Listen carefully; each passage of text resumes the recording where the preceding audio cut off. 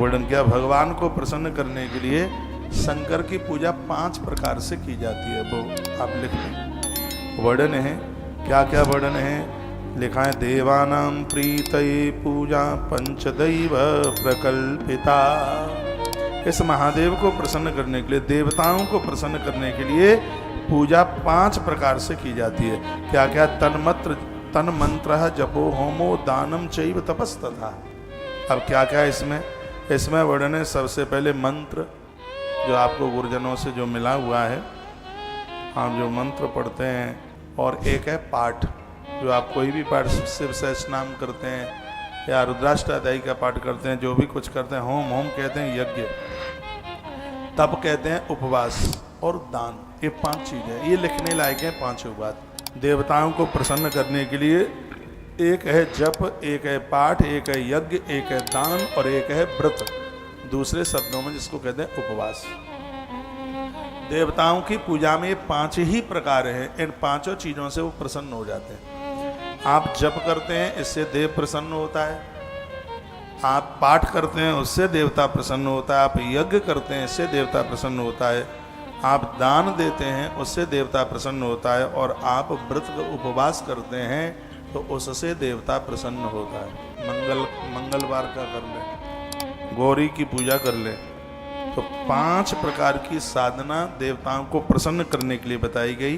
जप, पाठ, यज्ञ, दान और उपवास, ये बात बताई गई। लिखा है नेत्रयो शिरसो रोगे तथा कुष्ठस्य शान्तये। महादेव का पूजन करने से नेत्र में रोग नहीं रहता, सिर का रोग नहीं रहता, और कभी उनको कुष्ठ नहीं हो सकता, सफेद दाग नहीं हो सकते। भगवान शंकर शिव की पूजा में से जो बीच में से खड़े होके चले जाते हैं, बिना कारण के चले जाते हैं, तो उसके द्वारा रोगता बढ़ती है। कोई भी रोग हो सकता है, ये सफेद रोग भी, ये भी हो सकता है।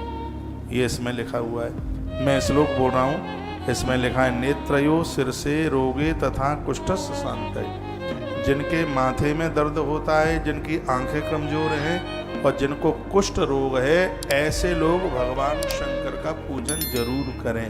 और जिनको ये रोग नहीं है, वो महादेव की पूजा करते हैं, तो ये बीमारी जीवन में उनको कभी हो नहीं सकती। ऐसा वर्णन सूजी सोनक सिंह को सुना रहे। अब आपको लग रहा है कि कथा शिव पुराण की ही चल रही है।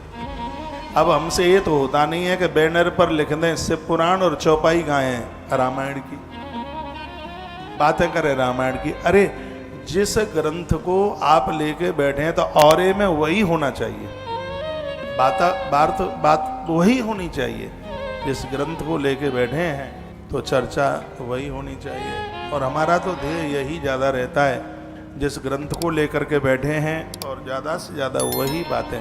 इसमें ही इतनी बातें भरी पड़ी हैं कि अलग से कुछ बताने की जरूरत ही कहाँ है, चटनी मिलाने की जरूरत ही नहीं है। इसमें इतनी कथा है।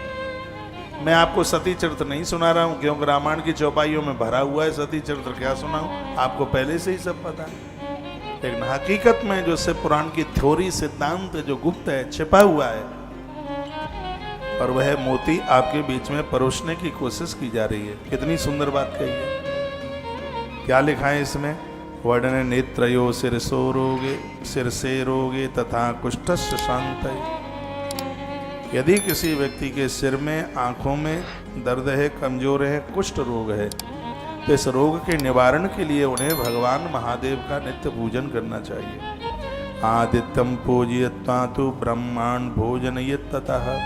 सूर्य भगवान को अर्घ्य देकर, ब्राह्मण को भोजन करके जो देवताओं की पूजा करता है, मृत्यु लोक उनके लिए बैकुंठ और शिव धाम बन जाता है, ऐसा वर्णन है। इसलिए सूर्य भगवान को रोज अर्घ्य दिया करो। सूर्य भगवान को अर्घ्य, ब्राह्मण को भोजन, और महादेव और सालराम भगवान की पूजा जो लोग करते हैं, मृत्यु लोक उनके लिए बैकुंठ है, शिव धाम है। ये लिख लो, एक बार फिर बोलूंगा मैं आपके बीच में। आदित्यम पूजयित्वा तु ब्राह्मण भोजन यत्ततः। जो लोग ब्राह्मण को भोजन, सूर्य को अर्घ्य, और भगवान हरि और हर का पूजन नित्य करते हैं, उनके लिए मृत्यु लोक ही स्वर्ग, बैकुंठ और शिवधाम के रूप में प्रकट हो जाता है। इसलिए सूर्य भगवान को नित्य अर्घ्य दिया करें। सूर्य भगवान को अर्घ्य देने से आंखें मजबूत होती हैं। भगवान नारायण भगवान महादेव इनकी पूजा करने से नेत्रयो सिरसो रोगे तथा कुष्ठस्य शांतये, सब रोग शांत हो जाते हैं। लिखा है कि दिनम मासम तथा वर्षम वर्षा त्रियमथा पिबा। अब सुन लो, ये लिखने लायक बात है। इसमें लिखा है कि जो लोग नित्य सूर्य भगवान को अर्घ देते हैं उनकी एक दिन की पूजा 3 वर्ष का पुण्य देती है, 3 साल। ये लिखा है, जो भगवान सूर्य को नित्य अर्घ देते हैं तो उनकी एक दिन की जो पूजा है 3 वर्ष की पूजा का महत्व दे देती है, फल दे देती है। इसलिए सूर्य भगवान के अर्घ से बिल्कुल मत